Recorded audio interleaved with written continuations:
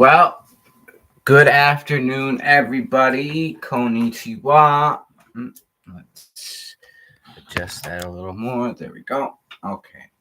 So, today we will discuss my latest album, S.K.G.A. Goes to Japan. Super Kami Guru Alucard Goes to Japan. S.K.G.A. for short. So, this album is a lot of fun because it was a concept album. I actually did 99% of the beats all by myself. Only one beat, looking back, was actually made by another producer, which was Tone Jones, and that was for the Song of Truth. Hey, Abs up in here. And yeah, we're just going to get right into it. So, this was a lengthy album, and it'll probably be the last album that will be this lengthy. All the albums in the future that I would plan to release, I will probably only keep 10 songs, but this one docks in at an hour and 9 minutes, and it has 20 tracks. So, and of course, the album is available in my playlist on my channel, which has all my songs, my entire discography, solo, as well as all the songs with the SOS Brigade Quartet. And we'll get right into it. So the first track is Shoutouts Intro, which features vocals from Hitomi Shimatani and Miss Japan Universe, Juri Watanabe. So the beat was pretty cool to make. It has like a very old school kind of almost like a techno party house kind of vibe to it. I think I did it because it reminded me of the intro theme Hitomi had for her Heartbeat tour when I went to see her in Nagano, which was a fantastic concert. In fact, her intro is actually talking about that, which was something I was looking forward to before I even got there. So the intro really starts the story off well. I'm looking forward to going to, the concert for the Heartbeat tour. That's what Hitomi's talking about. And then, of course, Juri in English, because Hitomi's part is in Japanese, but Juri explains in English exactly what I hope to accomplish in Japan, what I'm going there for, what I hope to achieve. So it's a very good way to start the album off, I think. And that, of course, is about a minute and 35 seconds long. So that starts the album off. And then we get into the second track, The Departure, which, of course, is the lead single and music video for this album. I did it before the album was released back in September. And I really like how that song turned out because it's got just straight verses, no chorus. It's kind of like, getting the audience prepared for the journey that is about to take place, getting ready to go to Japan. Whereas the video was made after I came back, but the song itself was made before I left. So that's kind of a fun fact. And there's a sample from Ken Takakura, the famous Japanese actor, which is scratched and sampled in the beginning. The video also features a lot of my sort of eclectic collector's items that I'm really proud of. And I really like how that video turned out because it really kind of gives you a quick glimpse of all the things that I'm sort of interested in. That track is, of course, 2 minutes and 3 seconds long. And I would say pretty much this track, the intro, and the next couple tracks were all completed before I left, almost like it was leading up to going. Whereas once you get into 5, some of these tracks weren't completed until after I got back. And the reason is because I recorded with several people when I was there. So the third track, which is another one I did before I left, I did make the beat myself. And fun fact, I actually sampled the Stone Tower theme from Legend of Zelda Majora's Mask because I really like that temple theme. It's really cool. So I used that as the main melody. I added some other instruments. And of course, I sing the chorus, do a verse, and then we have verses from my three alter egos, the Nine, Little Buckingham, and Vlad the Impaler, which are all kind of setting the stage for Escaping Hamilton, as the track's called, and Going to Japan. The cool thing about this song, too, for me, is that there was a girl I was talking to who ended up being this really rude, obnoxious bitch named Claire.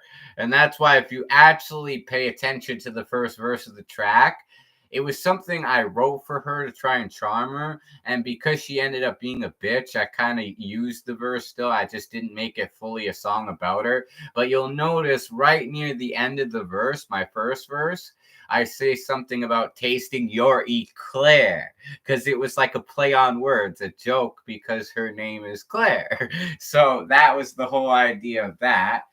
And yeah, I think that track really sets the stage from going one place to another, and then the album really starts to head towards the direction of going to Japan, which is where this concept came to me before I left. And I planned to do a lot of it there, but I was setting the stage for everything even before I left. And of course, the that track docks in at 4 minutes and 29 seconds. And then we have the fourth track, which is 3 minutes and 38 seconds, Going to Japan, which is kind of like the album title track, although the album title is S.K.G.A. Goes to Japan, whereas this is Going to Japan. But this is almost like the staple song of the story, because it really leads you to the whole concept of the journey. This was actually one of the last songs I recorded right before going. So I was really happy to do this song. The beat, I'm really proud of how it turned out. All original instrumentation. I sang the chorus, really just talking about how I was tired of Hamilton, how I was excited to go to Japan. And one of the mentors who thought I should invest thousands of dollars in coaching, I kind of gave a shout out to them, but in a way to kind of be like, yeah, I did it without giving you thousands of dollars and I'm on my way, kind of thing. And then, of course, the outro has a sample from the anime Nana, where Yasu says, instead of trampling through other people's gardens, why not try to make your own flowers bloom, which I really liked. I like that whole scene. In fact, I liked a lot of Yasu's dialogue in the English dub of Nana, which is why there's another sample that appears on the track Fear of the Unknown later this album, where another Yasu sample occurs. But yeah, that's the first four tracks. That really sets the stage for preparing to go. And then this track, the next track, 5, which is Downtown Tokyo, features Chiba Takashi and Samurai Fujita, which is really cool because both of those rappers had never rapped before in their life. I gave them their nicknames to set the stage for the track, and I wrote their verses. But what was great with Takashi, his real name is Takashi Matsuoka, but we call him Chiba Takashi because he's from Chiba, which is near the Narita airport, right? So that's how his nickname came about. And at first, we didn't know he was really going to do it. He didn't confirm he would do it, but Haruda basically asked him if he would do it. I showed him the lyrics I had written for him, which was like half a verse, 8 bars. And I said, can you do this? And he actually rapped it perfectly on the first try. Like he read it, he rapped it, and he had good flow. His voice worked with it really well. You see, he likes doing karaoke, but Haruna said he's got kind of a monotone voice, which works wonders for rap. So it actually worked very well with him rapping it. And he nailed it right away at this park we were sitting at. We had actually just gone to a restaurant. We met him there. We were having hamburgers there, and then after we went to a park and we just went to see if he could do this verse, and he nailed it right on the first try. Like he could read English and write English, like type it very well. His speaking wasn't the greatest. he doesn't have many opportunities to speak in English, but he understands English very good. So he nailed it very well. The beat was kind of cool.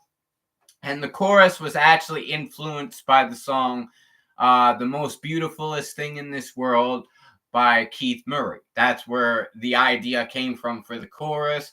I obviously laid my verse about the excitement of going to Tokyo, downtown Tokyo, and he did his verse. It turned out really good. And the other guest who comes second after him, Samurai Fujita.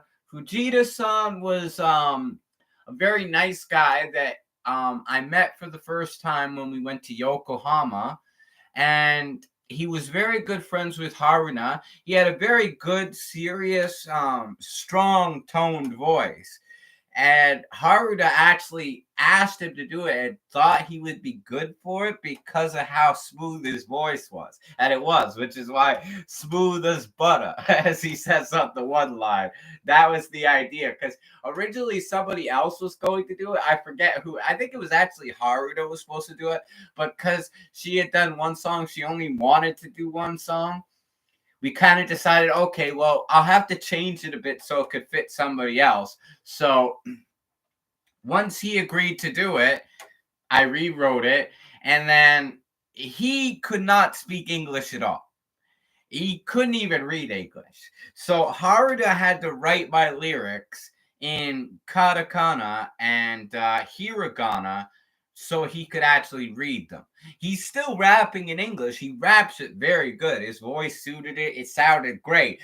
But keep in mind, he's rapping in English, but the lyrics were actually written in Japanese characters so that he could understand it.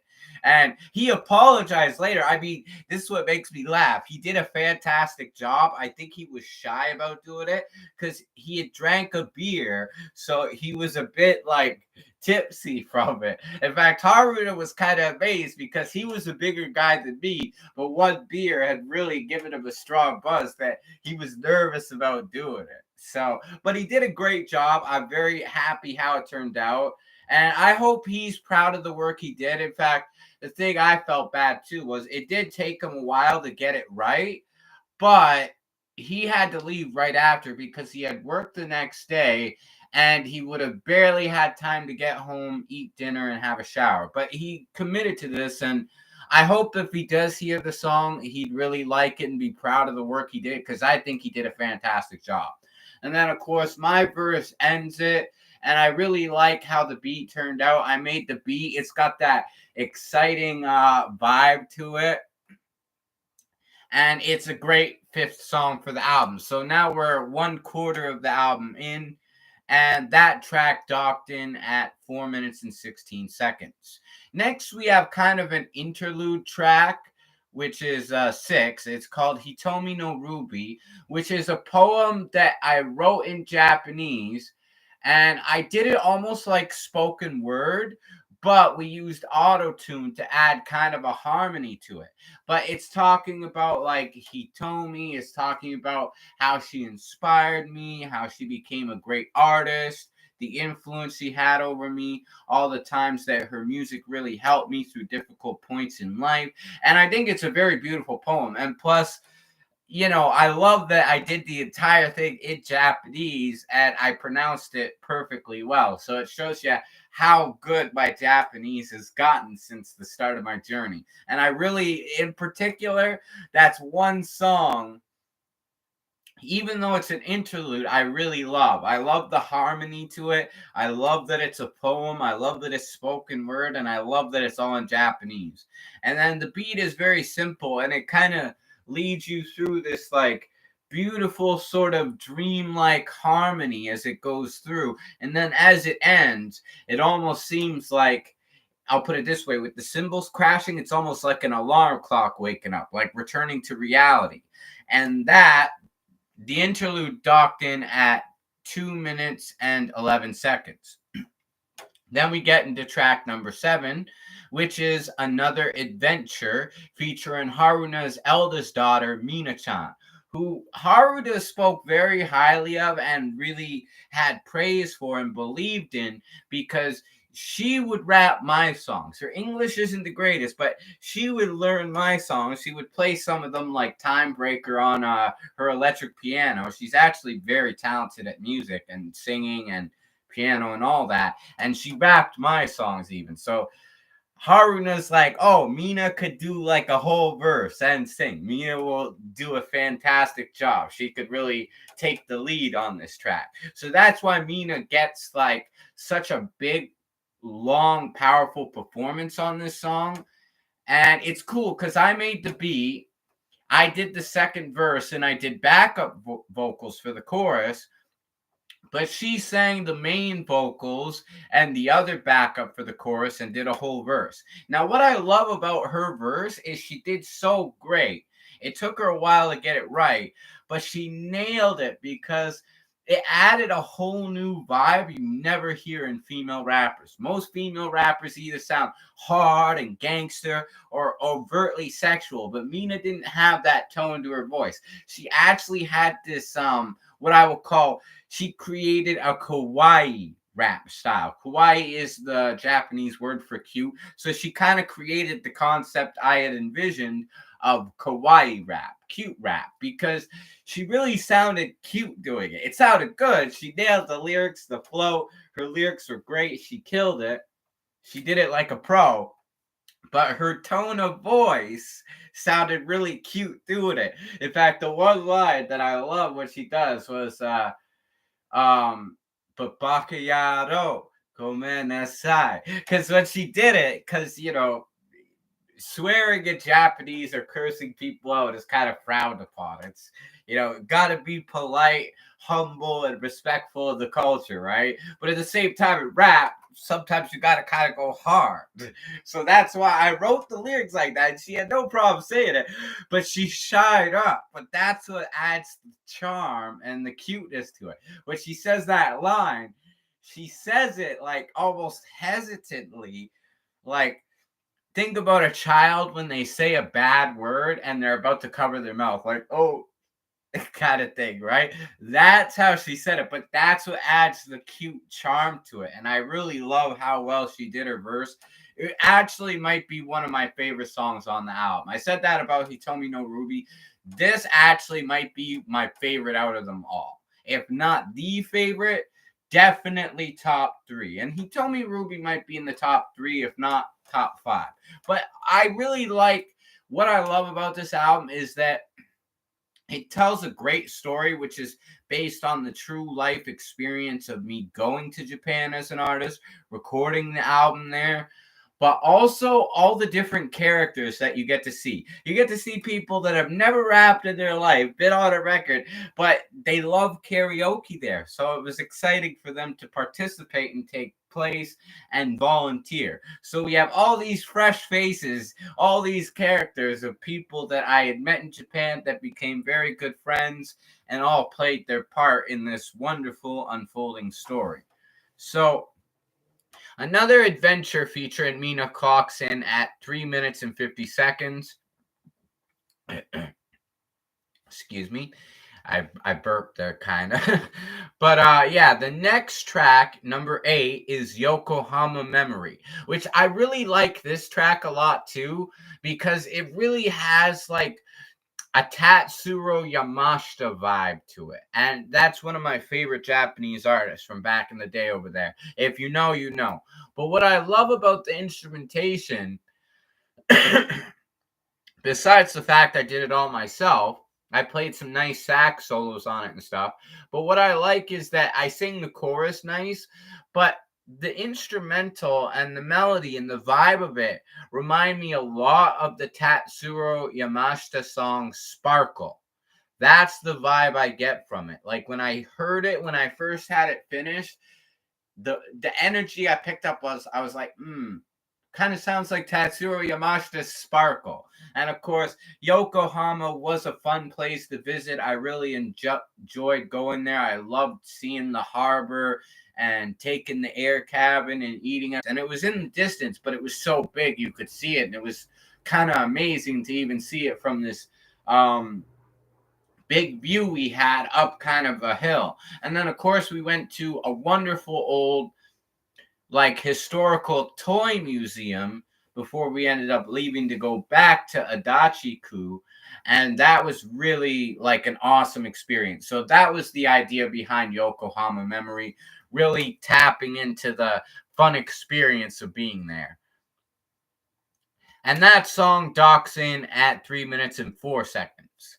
Then the next track, we have Osaka Journey, another great beat I really liked making. And this one had Shogun Yochan and Haruna on this track, which is great because it was the first time Haruna rapped, but she actually did really good. She actually got the rhythm down very quickly. I even recorded a little video I had posted on my Facebook where she was practicing, and I actually had got the video of when she did the take that we used, and she nailed it. She did so good at it. And what I thought was great is even though she'd never fully rapped, she had appeared on songs before, and I kind of felt like she could do it, and she did a really good job. And then Yochan had never rapped before in his life, but he could read English enough to do it.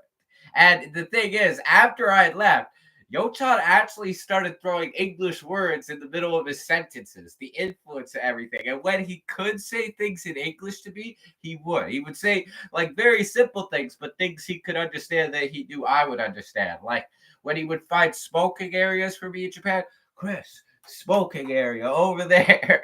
Or right before he left, the day before, we had watched Black Rain. And as he was leaving to get ready for work, he shook my hand and he said, Chris, like Ken Takakura movie, the end.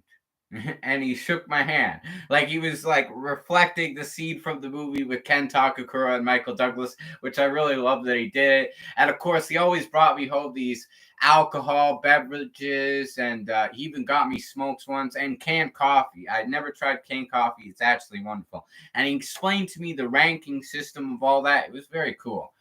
But what was great about him too, it was funny. After I left, Haruna actually cried in the airport as she left with Takumi, who we will talk more about next. But what was funny about that too was afterwards, her and Yo-chan were talking, and they said that while I was there spending time with me, taking me around, looking after me, they said it felt like I was their child or something. Like it was a close family bond, the way we all got along, the way they felt like they had to look after me, and it really was like having a second family. So I really enjoyed that part of the experience. And Yo-chan, who had never rapped before in his life, didn't know English perfectly, rapped his verse phenomenally. It sounded really good, which is why I gave him Shogun Yo-chan as a nickname. And of course, Haruna has the same nickname that she's had on all the albums, which is Haruna Maki. Like, basically, that has started as a thing from the first album, so I just kept it so that way audiences wouldn't be confused. But they're together. Actually, a very nice couple. They get along very well. And like I said, they treated me like family. So it was very good in the long run. And Osaka Journey, like I said, it's got some great lyrics because I sang the chorus, the bridge. I did a whole verse. And then for the intro and outro, I actually split a verse into two parts because at first when I wrote the song, I thought I would have had enough time to do a second verse, but then as I was getting near the end of recording, I realized I'm only going to be able to fit two verses into this song. Since Yo-chan and Haruna take up a verse split in two, that was fine, but what am I going to do about the third verse I'd written? So I decided, you know what? I'll split it apart. Since there's a break in the intro and the outro of the track, there's just instrumentation. What I'll do is I'll throw half the verse in the beginning, the other half in the end. And that's how it worked out. And I think it turned out really cool because it's kind of like a progressive like journey through the track, which was like our journey to Osaka, which was wonderful. We stayed at the Kansai Hotel. We met June Sun. I went to Siabisu Bridge and around that area, which is where they filmed most of Black Rain, the movie I was talking about.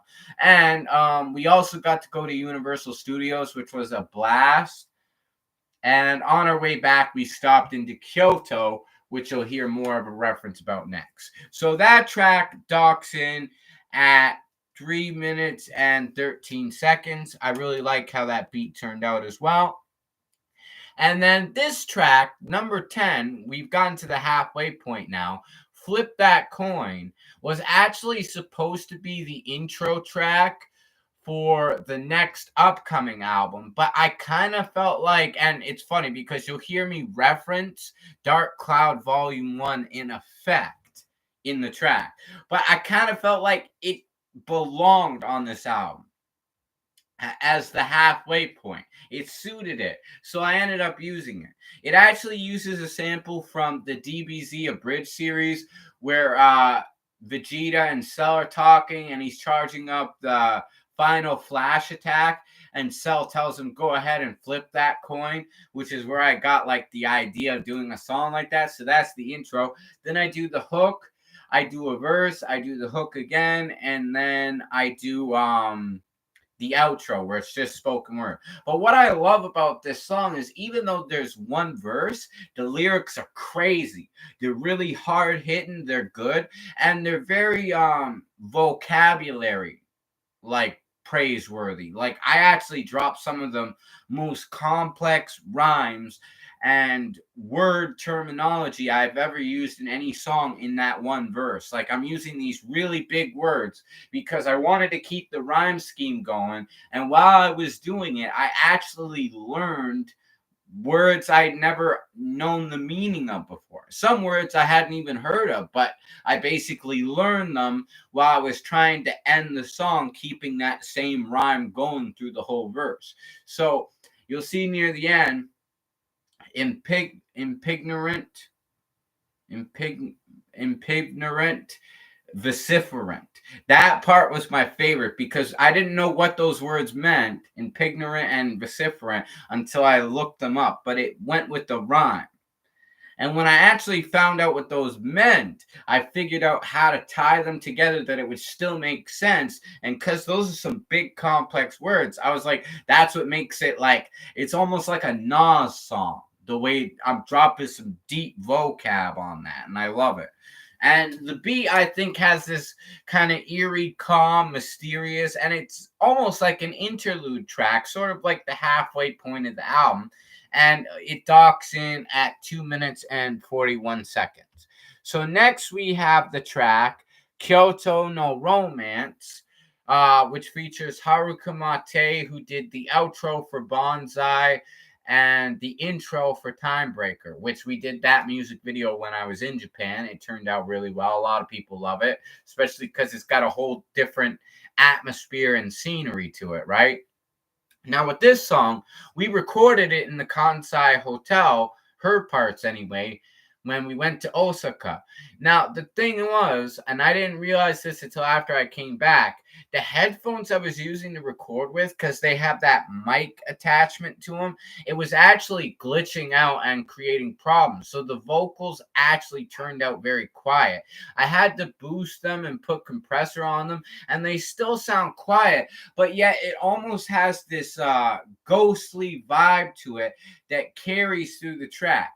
Even though they're quieter, they're toned down, a lot of Japanese music don't boost the vocals as high as they do in North America. So it really gives it a more natural Japanese sound to the music. And also, it's kind of like an ambient sort of vocal that, kind of ties very loosely around my main vocals to complete the song. But I think it turned out really well. And I had to do some of the vocals myself because Haruka had written her own lyrics, and she didn't really know how to get the rhythm down for what I had written for any of the songs I had originally planned. Because originally, I was hoping for her to do 3 songs, but she struggled with the idea of doing any of them, but she had written her own lyrics to that beat.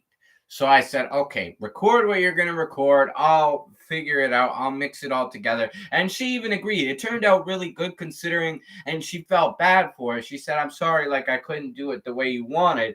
But even Haruna was amazed when I was sitting there mixing it up. She's like, "You're really good at producing because you took what she did, which didn't sound the greatest, and you made it actually sound really good and work with the song."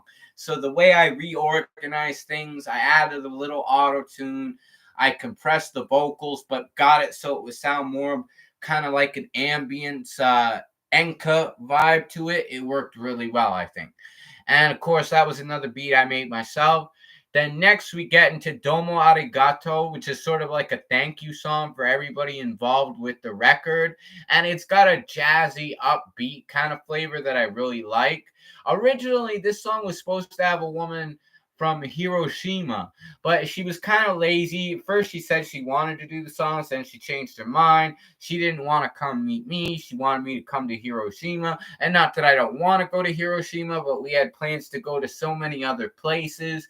And it would have costed me more money to pay Haruna back to go there. So it just didn't work out. And I decided I was going to do the song myself just because the beat was good and the idea I had for doing the song was good too, because it felt like there should be a thank you song because there was so much volunteer effort in making this album, right? So I decided to do it myself, and I think it turned out really good. I'll put it this way, this is one of the songs that I will actually say may have turned out better because I did it all by myself, which is a good thing. And that track, because Kyoto no Romance, as I had talked about before, that docked in at 4 minutes and 41 seconds, because it's kind of more of like a slower R&B Japanese pop hip hop song. Domo Arigato is like hip hop old school jazz, and it docks in at 3 minutes and 48 seconds. And then we get to track number 13, which had Furukawa-san and Takumi the Ninja, who was my personal escort, taking me from the airport with Haruna and taking me back. And he also came over many times to chill. We stayed up past midnight one night talking about anime. He came to my party. If I didn't have cigarettes, he would always hand me cigarettes. The one day when we were recording, he was stressed because he was struggling to get his verse right. And he handed me the pack. He's like, take as many as you want because you might be more stressed out than me trying to do this because it's going to take a while. And the more I smoke, the harder it might be for me to do it. So he just handed me the pack. It was really funny. He's actually such a funny guy, and he was really cool to hang out with. He became a very good friend. So I wrote his lyrics. His verse, half of a verse, took hours. No joke. It took him a long time. He struggled, but he got it. And the way I edited it, I think it turned out very good. It adds like a whole surprise twist. And the way he's kind of throwing one line at you at a time, it's kind of like a ninja throwing ninja stars, which is why I gave him that nickname. I felt it suited him. And then Furukawa-san, he actually showed up the day after I had arrived there. He was the first friend I had talked to on Facebook that I hadn't met yet that came to see me. And of course, we had dinner. We went out on the balcony, and I never knew he smoked. He was smoking like e-cigarettes, but he ended up smoking his e-cigarette. I was smoking 7 Star menthols.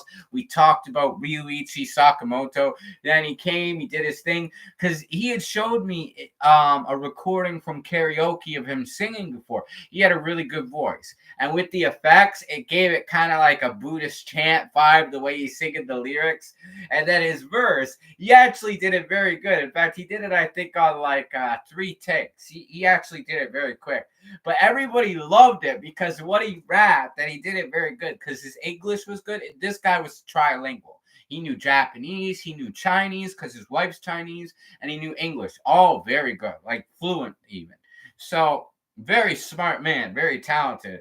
And he did the verse, and everybody loved it. He took it seriously, like he did it. But then after, when he was done, everybody was laughing because what I had written were actually pretty comical lyrics. They were funny, especially in Japanese culture. They were kind of odd things to say, but they liked it because it was funny and it worked, and it made it like a very entertaining song. So he's doing the chorus, which is like this moaning Buddhist chant. It sounds cool. And then he does the verse. Then Takumi the Ninja comes out next out of nowhere. He does his thing.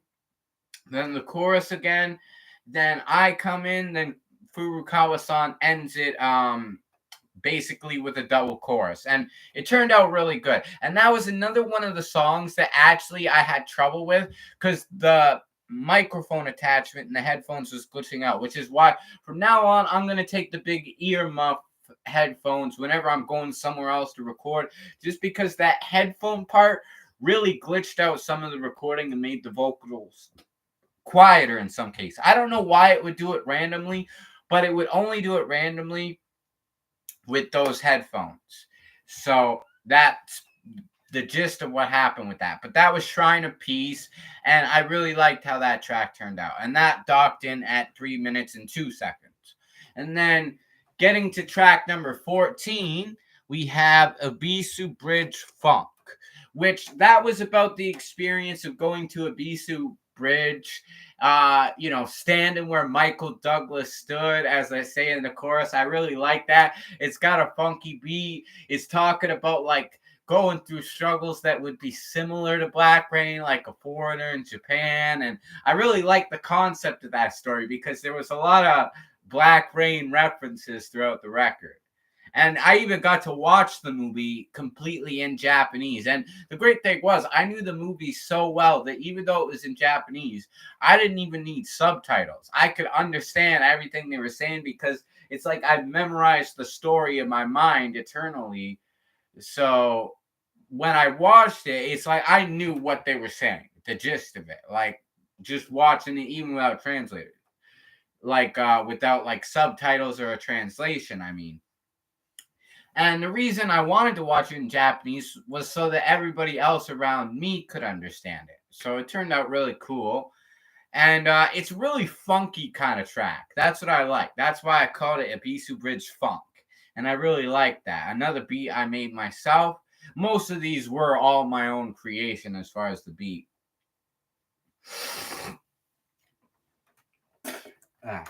Sorry, I got a bit of a stuffy nose. Plus, going through cigarette withdrawals right now, so I apologize for that. That's why I'm kind of like shaky and stuff, right? I'm also hyped and ecstatic because I love talking about this and telling the story, but a little kind of on edge, you could say, right? So, next track, 15, because the Bisu Bridge Funk docks in at 3 minutes and 39 seconds. Next, we have 15 Japanese Grooves featuring Retrospect and Koji Katsu. So this track was very cool because this was one of the first beats I had made for the album. I had recorded my verse, made the beat, and Retrospect's verse and the chorus before I left for Japan. I didn't complete the song until I got back, and I had Koji Katsu of Risho Kosukai come in and do the third verse. I wrote him the lyrics. He'd never rapped before, but he did a great job. His English was very good, and he plays harmonica in a band. So he does a harmonica solo at the end. He actually sent me 2 takes, kind of pick which one you like better, but I liked them both. So I decided I would play out the first one, and then when it ends, I would tie the second one in and kind of make it an outro so that it would just end right on the harmonica. And that made the track dock in at 4 minutes and 43 seconds. But I really like that track because it's got this funky old school Dr. Dre kind of vibe to it. And then you got me talk about going to Japan, Retrospect's talking about how he's happy I went to Japan, Koji's talking about, the good things about Japan, like Risho Kosakai Buddhism, and talking about like the importance of it, how it roots from Japan, and which was very fitting because I got to see the Risho Kosakai Buddhist Center in Japan, and this place was actually bigger than the Tokyo Dome. So the way Koji's verse kind of brings it home, it's like going, happy that you're going from a friend, and then another friend, it's great that you went because. So it's 3 different perspectives really making a nice little story, which is why I said, like, I really love the character development of the story. You get all these different characters. And like I said, for a guy that had never rapped before, Koji did a fantastic job. Plus the harmonica solo Fantastic. I loved it. So that's Japanese Grooves, which brings us to track number 16. We're on the final quarter, fourth quarter of the bunch. Song of Truth, which is a song I actually made when I got back. I used the Tone Jones beat for it because it was actually one of the singers I had met there and went to see, and I have her autographed CD, Yuka Aizawa. When I had talked to her, we had talked about making a song together. It didn't work out. It was a really terrible sort of situation, which if you watch the live Clocart discussions, you will already know the story or the gist of what happened. But she had autographed the CD. She had said she wanted me to make a song with her. So she said I had to reach out to her people. They were very rude, threatened to sue me. Even Haruna was mad at them. She tried to get them to apologize for their disrespect and explain like Yuka had asked me. She said there was no proof, but there was proof. So it turned out really ugly. But before that, even before she had like gotten the okay to do the song, when we were talking, Haru, I guess, said that like I had wanted to make a song just for her. So she said, I would really love to hear the song you're making for me when you make it. Not the song we collaborated on, but just the song for her. So I hadn't actually written it, but I kind of felt like under pressure. I'm like, oh, okay. So I'm going to have to make the song now. They've hyped up the anticipation and the expectation. So since I had that Tone Jones beat sitting there, I decided, you know what? I'll use that. I'll throw this song together. I sang the chorus, did the sax solo, wrote the verses like mad quick. I probably wrote that entire song in 30 minutes and then recorded it. It probably took me like just over an hour to make that song. But the reason I decided to include it in the album was because that was a very positive memory for the most part. All the negative parts of what happened with the, up and coming Japanese pop idol singer Yuka Aizawa didn't really happen until after I had come back. So I decided to kind of keep the memory for what it was, to keep the integrity of the story of everything, how it was when I was actually there. I decided I would do this song and put that on the album so that it would tie the album together better. Whereas later on, you will actually hear a song on Dark Cloud Volume 1 where I'm talking about the injustice of how things turned out, how unfair it was, how angry and upset it made me and Haruna, and how rude they really were. And I go off on them. But that's a whole nother story. That's the story of after I came back from Japan. For when I was there, everything was good. And to be truthful, as the title suggests, Song of Truth, that's how it was. So that docks in at 3 minutes and 31 seconds. That's the only track that the instrumental wasn't made by me. And then next we have 17, Fear of the Unknown, which was again produced by me. It featured Machete, Keith Murray doing the intro, and Melon the Wiener Dog, who was Haruna's dog that really liked me. And Haruna was surprised because she doesn't warm up to strangers so quickly, but she really seemed to like me. I liked Melon. I thought she was cool. And she had barked, and I had managed to record her barking. So I put that at the start of the song. Then I had Keith Murray do the intro. Machete, who is actually my Buddhist mentor, James. If you've heard me talk about that in the Clocart discussions, that's who Machete is. I gave him that nickname because it tied into his verse. And he had never rapped before, but he did a lot of these long Lotus Sutra chants during the Sunday services and stuff like that. So I thought, he's got hell good lung capacity, man. He'd be able to rap. We gave him some lyrics, man. His voice was good for it, I felt, right? So I got him to do it. It took him a while to get it, but he got it. And actually, he had like a U-God vibe when he rapped. And U-God is from Brooklyn, where he's from. And that's why I wrote the lyrics to kind of fit his character in the story. And of course, being the Buddhist mentor who was amazed by the whole sort of miracle story of me going to Japan, he plays his part very well. Of course, Keith Murray, I was trying to get to do more for the track. In fact, I might get him to do dialogue for an interlude at a later date when I have the money to afford it, and hopefully he'll be able to deliver on time because we have sort of conflicting schedules, and that's why that hasn't happened. But I got little brief snippets of him to put in the beginning of the song, so you could say Keith Murray still does make a little appearance on this record, which is kind of cool. And then Mellon, of course, adds the little shrill bark, which adds a nice little touch. And of course, Fear of the Unknown's got this dark, mysterious vibe, but also this kind of background funky noise that you don't know until you get going kind of feel. And my verse, the chorus turned out good. And then the outro, as I had mentioned before, actually has the other sample of Yasu from the anime Nana, where he's talking about the difficulties of trying to make it big in the music biz and how you're going to deal with shady people. But if that's how it's going to be, you might as well make the best of it and really get with the people that are really going to push your career to the next level and make you a big star. So that was something I could really relate to. I love that part of the series. So I felt it tied together with the whole concept of making this album to really appear to a new, bigger audience, and how sort of all the people in Japan who were going to hear it and all the people who had been a part of making the record were, going to be supporting it. And that's what I thought turned out really good. That song docked in at 3 minutes and 33 seconds. And then, of course, we get to the next track, which is solo, called A Lone Wolf, which is based on like the Kozure Okami, Lone Wolf and Cub, Japanese manga turned into movies. The movie starred Tomisaburo Wakayama as Ito Ogami, and there was his son called Daigoro, and they basically push a baby cart after their mother is killed and he is dishonored, and he was the shogun's executioner.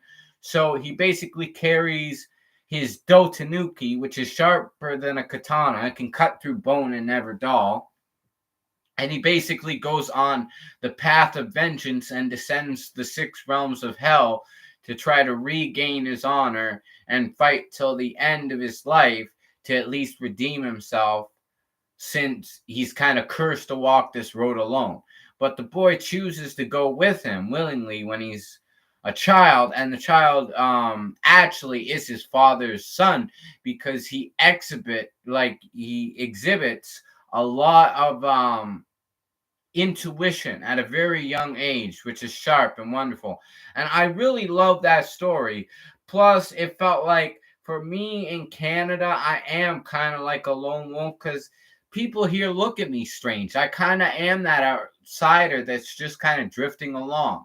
And that's why I could relate to the concept. And presto, that became the concept for A Lone Wolf, which was another beat I did. And I really love the instrumental. That might be one of my favorite instrumentals I made for this album, because it really has that authentic Japanese sound to it with the Takahashi flutes and the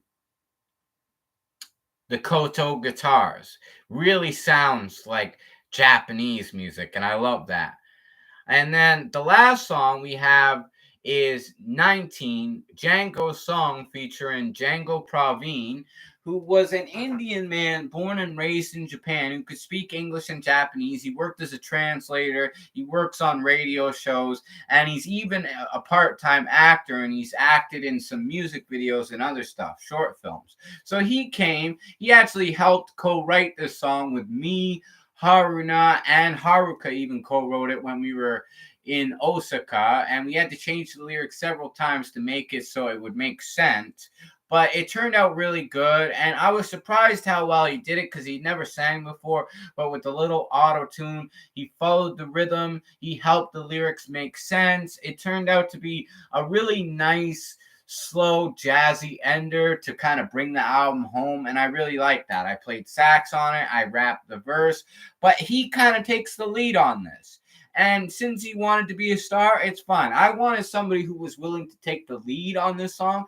Originally, I thought it was going to be Haruka. She didn't think she could handle it. So because Django Praveen was willing to do it, he got the spot. It's almost like it would be his track just featuring me. But in the grand scheme of things, It's all part of my album. But it's kind of his real chance to play like the lead character in that scene um for this album. And of course, this is one of the longer tracks on the album. It docks in at almost 6 minutes to a total of 5 minutes and 52 seconds. And then, of course, we have the outro, which is It Is Done outro, which is summarizing everybody who had played a part in this album, thanking them once more. And the instrumentation in the background that you hear was all done via beatboxing. Basically, I did the recorded vocals that I'm speaking when I'm giving thanks. And then for the instrumental, I actually did like boom, boom, boom, da-na-na-na-na, da-na-na-na-na, and then da-na-na-na-na-na. So I did all those little parts. I recorded them and then I combined them. So it's an instrumental of all vocals. It's all completely vocal bass, but it sounds like there's almost an instrumental playing in the background as I'm giving thanks to bring the album home. Now, this is very short, and it is kind of the outro, so it should be short. It clocks in at only 48 seconds. And that brings the album home. That's the end of it. I hope everybody enjoyed this presentation. I hope if you have not checked out the album, that you will go check it out. And of course, S.K.G.A goes to Japan. And of course, please stay tuned for next month when I dropped Dark Cloud Volume 1. Also, to Abs up in here, I do apologize. I didn't see your messages till now because I was actually looking at my iTunes screen so that I could go through each track by title, listing all the guests, and that way actually explain the story behind every track. But I'm reading your comments now. Melon, I think you're referring to. How is she doing now? She actually made a full recovery, which is great. The operation went well, and I look forward to seeing her when I go back next year. Definitely listen to Another Adventure if you want to hear the kawaii rap. And yeah, it definitely was a fun process for everybody. I think everybody liked it, and even when I was back finishing it up, preparing for release, Haruna kept telling me how everybody was excited to hear it. So I hope everybody does enjoy the album. If you haven't checked it out, go check it out now. And until next time, hopefully everybody enjoyed this presentation and you will stay tuned. Of course, shoutouts to Hitomi Shimatani, much love always, and of course, Minori Chihara, who I also made a song about. And yeah, that'll be the next album discussion. Will come out sometime after November 25th when I've released Dark Cloud Volume 1. And since live Clocard reading discussions has been postponed for well, we'll just say it's on a hiatus until further notice. That's a better way, to be announced. But since that is going to be sort of on a break, I will do the album discussions after Dark Cloud Volume 1 is released. And I will also do my review and ranking in the future when I get more of these Stephen King books read. I basically have about 10 to read of the ones I have so far. I've read 10. I finished Carrie yesterday, which makes 10. And then after I read the next 10, we'll see if I decide to get more. If not, I might even just do a ranking of the 20 I've got. Although I'd kind of want to wait until I read about, maybe 30, 50 or so, and then I could really sit there and define like a whole list from bottom to top kind of thing, like count upwards to the top. But there'll be more updates about that in the future. So till then, stay tuned. Hope everybody enjoyed watching, and it was a blast to discuss the album. Hopefully you will enjoy it if you haven't checked it out. And of course, all you have to do is just type in S.K.G.A. goes to the number Japan. And you should find it very easily. But hope you all had a blast. It's been a blast talking about it. And until next time, Super Kami Guru Alucard. Peace out, everybody.